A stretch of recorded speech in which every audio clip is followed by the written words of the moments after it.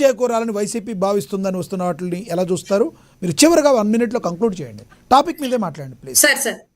Sir ఈ విషయానికి ముందు ఒక 2 విషయాలు మాట్లాడాలి సార్. ఒకటి, ఇందాక తమరు రేజ్ చేశారు ఒక ప్రశ్న, సనాతన ధర్మం గురించి మీరు చెప్పారు.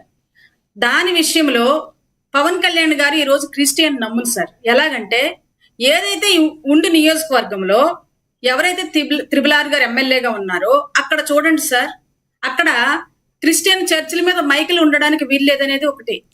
తర్వాత ఎవరైతే కాదండి గొళ్ళ మీద కూడా ఉండకూడదు అన్నారు. అది మీరు పవన్ కళ్యాణ్ గారు పవన్ కళ్యాణ్ గారు వైఫే క్రిస్టియన్ అండి బాబు.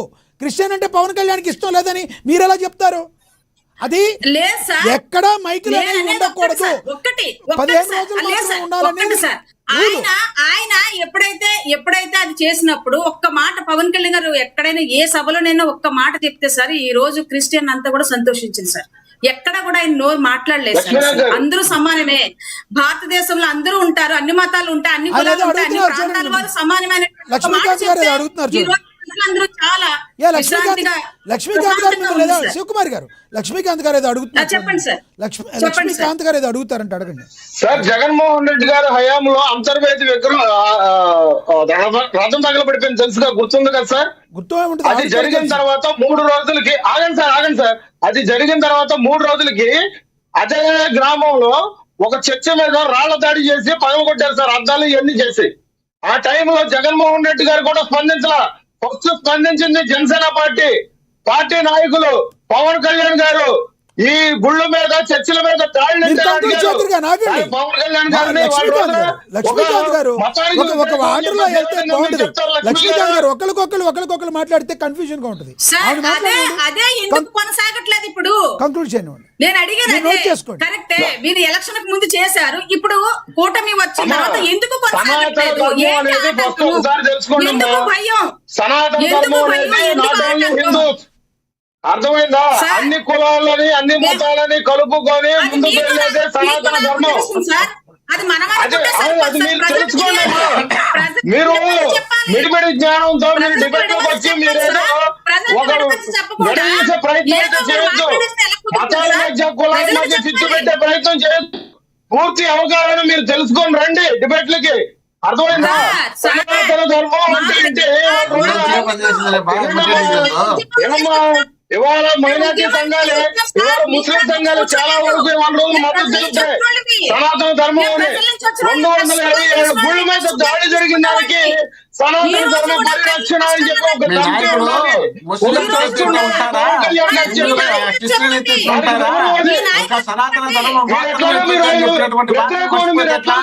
చేస్తారు. మీరు ఎట్లా చేస్తారు?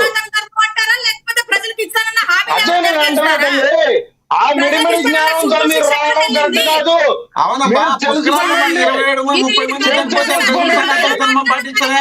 పుష్కరాలు హిందువులకు సంబంధించి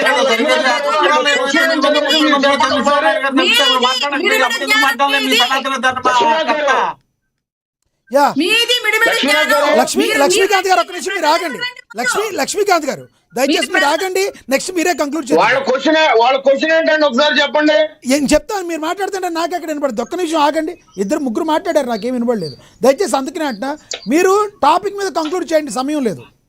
శివకుమార్ గారు, పవన్ కళ్యాణ్ గారి మీద వాళ్ళ సామాజిక వర్గంతోనే ఏదో రకంగా చీలికి తీసుకొచ్చి విజయసాయి రెడ్డి గారు చెప్పాక ఎటువంటి పరిస్థితుల్లో కూడా విడగొట్టాలి కూటమని కుట్రలు పన్నుతుంది వైసీపీ, అది వాళ్ళ ఆరోపణ. దాని గురించి చెప్పండి సార్. మేము ఎవరి మీద కుట్రలు చేయవలసిన పని మాకు లేదు సార్.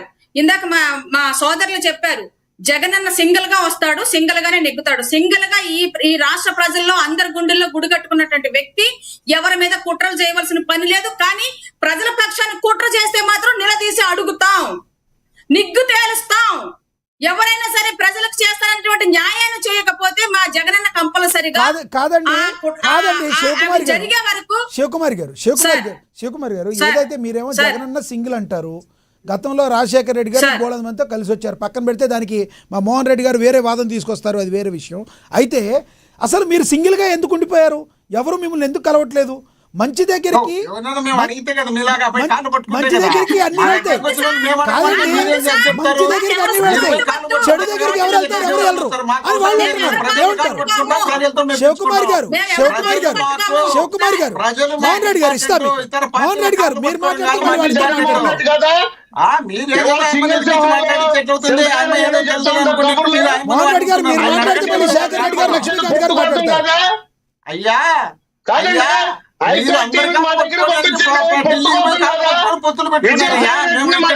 కాదు సార్, కాదు శివకుమార్ గారు, శివకుమార్ గారు మోహన్ రెడ్డి గారు, శివకుమార్ గారు మోహన్ రెడ్డి గారు, మీరు మాట్లాడితే సింగిల్ అంటున్నారు కదా, ఎందుకు మీరు ఒంటరిగా మిగిలిపోయారు? ఎందుకు మీరు ఒంటరిగా మిగిలిపోయారు? ఎన్నికలు జరిగినా మీరు సింగిల్ గా వచ్చి మీరు ఒంటరి వాళ్ళే, మీరు సింగిల్ గా వచ్చి సింహం కాదు, మీరు ఒంటరిగా ఎందుకు మిగిలిపోయారు? మీరు ప్రశ్నించుకున్నారా?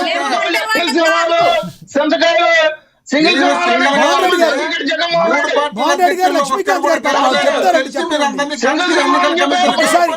ఒక్కసారి ఒక్క 2 నిమిషాలు మీ ఇద్దరికి మళ్ళీ ఇస్తాను. వాళ్ళిద్దరిని కొంచెం మ్యూట్ లో పెట్టండి, వాళ్ళిద్దరిని మ్యూట్ లో పెట్టండి, వాళ్ళిద్దరిని మ్యూట్ లో పెట్టండి. మోహన్ రెడ్డి గారిని లక్ష్మీకాంత్ గారు దయచేసి ఇద్దరిని మ్యూట్ లో పెట్టండి. సమయం లేదు, వాళ్ళిద్దరిని మ్యూట్ లో పెట్టండి దయచేసి. వాళ్ళిద్దరిని సార్ లక్ష్మీకాంత్ గారిని మోహన్ రెడ్డి గారిని ఇద్దరిని మ్యూట్ లో పెట్టండి. ఏమి సబ్జెక్ట్ మాట్లాడుతున్నారు? ఏమి కథ? మేమేమన్నా సబ్జెక్ట్ లక్ష్మీకాంత్ గారు మోహన్ రెడ్డి గారిని మ్యూట్ లో పెట్టండి, వాళ్ళిద్దరిని మ్యూట్ లో పెట్టండి దయచేసి. పీసీఆర్ వాళ్ళిద్దరిని మ్యూట్ లో పెట్టండి, వాళ్ళిద్దరిని మ్యూట్ లో పెట్టండి దయచేసి. శివకుమార్ గారు నా వాయిస్ వినపడుతుంది? నేనేమంటానంటే మేము సింహం సింగిల్ గా వస్తుంది మీరు చెప్తున్నారు. అసలు ఒంటరిగా ఎందుకు మిగిలిపోయారు మీరు? ఇన్ని రాజకీయ పార్టీలు ఉన్నా ఏ రాజకీయ పార్టీ కూడా మీ వైపు కన్నెత్తి కూడా చూడటం లేదు. ఎందుకంటే 150 దగ్గర నుంచి అధపాతాళానికి 11కి పడిపోయారు మీరు. మీ వైపు ఒక చిన్న పార్టీ కూడా చూసే పరిస్థితి లేదు. దీన్ని దాచిపెట్టడానికి మేము సింగిల్గా వెళ్తాం, మీరు సింగిల్గా వెళ్ళినా కట్టుకుని వెళ్ళినా మిమ్మల్ని ఎవరు కూడా దేకేది లేదని టీడీపీకి జనసేన అంటున్నారు. వాస్తవం ఉందంటారా? ఇది అస్సలు సార్ మాకు అసలు టీడీపీ ఎన్నంటే మాట్లాడుకోనివ్వండి, మాకు అనవసరం. కానీ ఈ రోజు మా వెంట రాష్ట్ర ప్రజలు ఉన్నారు.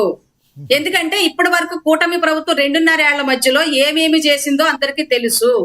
అందుకే ఈ రోజు ప్రతి ఒక్కరు కూడా జగనన్న రావాలి, జగనన్న మళ్ళా రావాలి, జగనన్న వస్తేనే పేదల కష్టాలు పోతాయి, జగనన్న వస్తేనే పేదలకు ఇళ్ళు వస్తాయి, జగనన్న వస్తేనే సంక్షేమం జరుగుతుంది, జగనన్న వస్తేనే ప్రతి పేద కుటుంబానికి విద్యా వైద్యం అందుతుంది అనేటువంటి నినాదంతో ఈ రోజు జగనన్న మీద ఈ రోజు రాష్ట్ర ప్రజలందరూ ఉన్నారు. జగనన్నకి ఎవరు సపోర్ట్ ఉన్నా లేకపోయినా ఈ రోజు రాష్ట్ర ప్రజలు నెక్స్ట్ 2000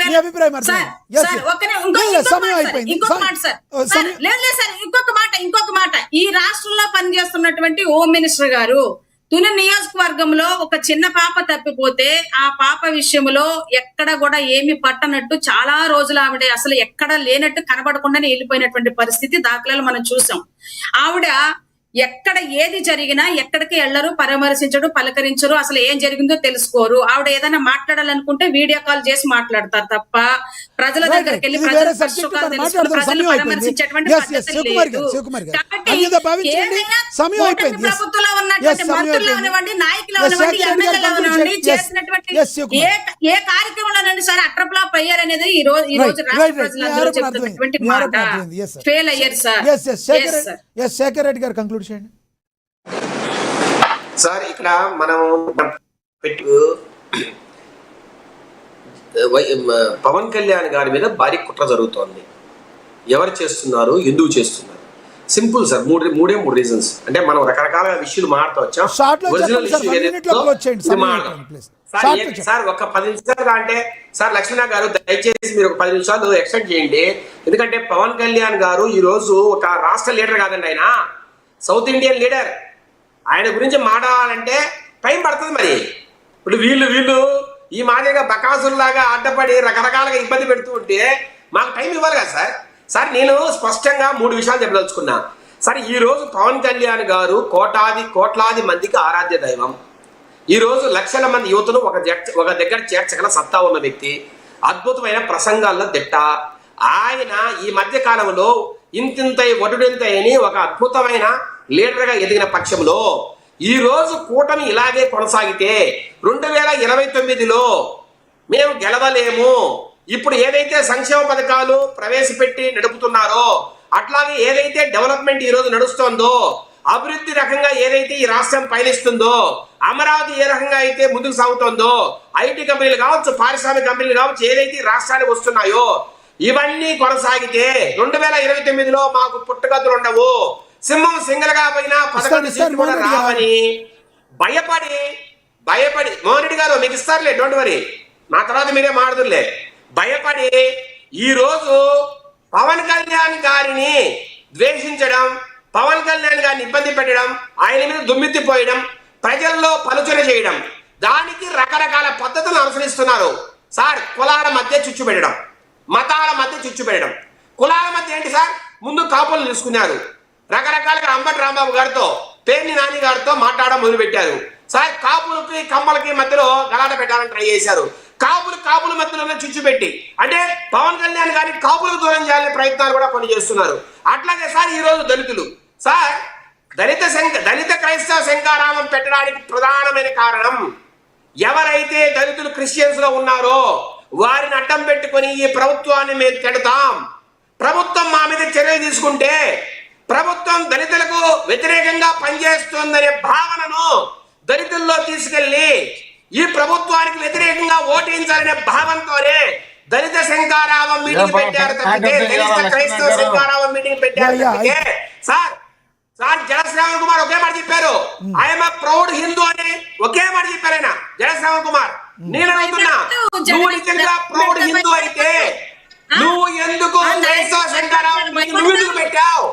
అంటే క్రైస్తవులో లీడర్ లేరా వారు పెట్టరా? నీకేం సంబంధం? నువ్వెందుకు పని అడుగుతున్నా అంటే, దళితుల పేరుతో మేమేమైనా మాట్లాడతాం, ప్రభుత్వం ప్రతిస్పందించి మా మీద కేసులు పెడితే మీ అభిప్రాయం అర్థమైంది. ఎస్ విజయశేఖర్ రెడ్డి గారు, సమయం అయిపోయింది, అంతే భావించుకోండి. తర్వాత వెనకాల ఇంకా ప్రోగ్రామ్స్ ఉన్నాయి, దానివల్ల ఎక్కువ చేయలేకపోతున్నాం. మోహన్ రెడ్డి గారు కంక్లూడ్ చేయండి. మీకు ఇవ్వకుండా ఎవరికి ఇస్తాం సార్? మీకు ఇవ్వకుండా ఆపగలమంటే కంక్లూడ్ చేయండి. విజయశేఖర రెడ్డి గారు ఏదేదో గొప్పగా చెప్పుకుంటూ వస్తున్నారు. జగన్మోహన్ రెడ్డి గారు 11 సీట్లు పరిమితమైన అంటే మీరు ఎవరు సీట్లు రాలేదని, మీరంటే మీకు ఎవరు సపోర్ట్ చేయలేదని, మీరంటే మేము పదే చెప్తున్నాం కదా, మాకు ఏ పార్టీ అవసరం లేదయ్యా, మా పార్టీతోనే మేము గెలవాలనేది, మేము గెలిస్తేనే మా గొప్పతనం అని మేము అనుకుంటాం.